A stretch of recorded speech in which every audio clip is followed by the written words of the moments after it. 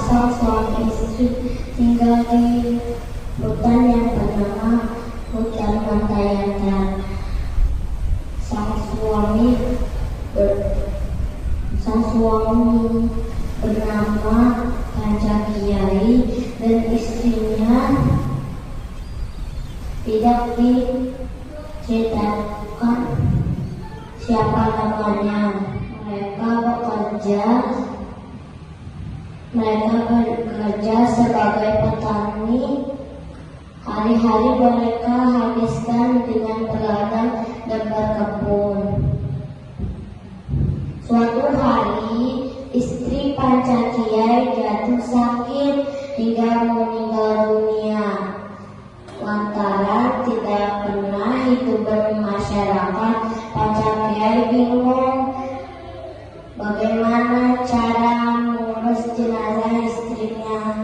Terpikir olehnya untuk membawanya ke kampung, tapi ia tidak bisa membawanya sendirian, apalagi jarak kampung dan pondoknya di hutan Mantayanta sangat jauh. Pancakiai kehabisan akal. Ia benar-benar tidak tahu bagaimana cara mengurusi jenazah istrinya. Akhirnya ia menggali tanah, membuat lubang di bawah pohon keriwaya di samping pondoknya. Lubang itu ia persiapkan untuk mengubur mayat istrinya. Saja di samping pondok, jasad istri Pancakiai bangkit dari liang kubur. Menjelma Pancakiai, awalnya tidak rela jika jasadnya dikubur sembarangan oleh suaminya. Ia ingin membuat perhitungan dengan suaminya itu. Pancakiai, Pancakiai, di mana kau? Ujar jasad istri Pancakiai memanggil-manggil dari luar pondok. Suaranya sedikit berubah, agak berat dan parau daripada ketika ia masih hidup. Ia yang mendengar suara panggilan itu dari dalam pondok langsung mengenali dan seketika dihinggapi ketakutan. Ia sebenarnya sudah menduga kalau oleh istrinya akan bangkit menjadi Pancakiai gara-gara dikubur sembarangan olehnya. Ternyata dugaannya benar. Pancakiai, Pancakiai, di mana kau? Ujar jasad istrinya lagi memanggil-manggil semakin dekat pintu depan pondok.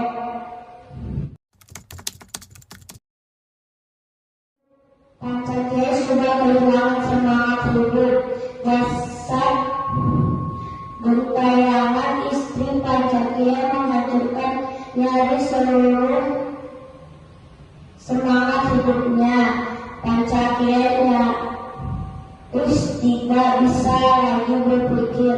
Semua jalan keluar direncanakan. Akhirnya Pancakiai menyerah. Ia mengambil keputusan terakhir, yaitu pulang ke kampung.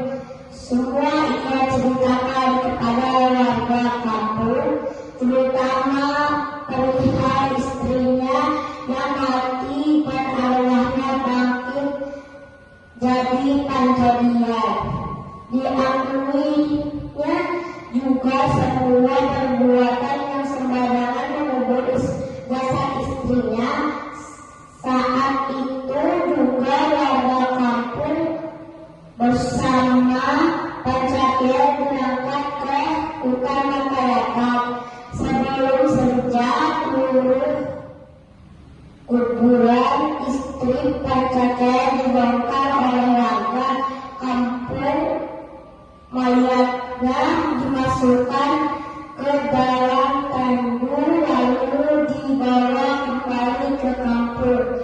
Malam itu juga jenazah istri Pancakiai dikuburkan sesuai dengan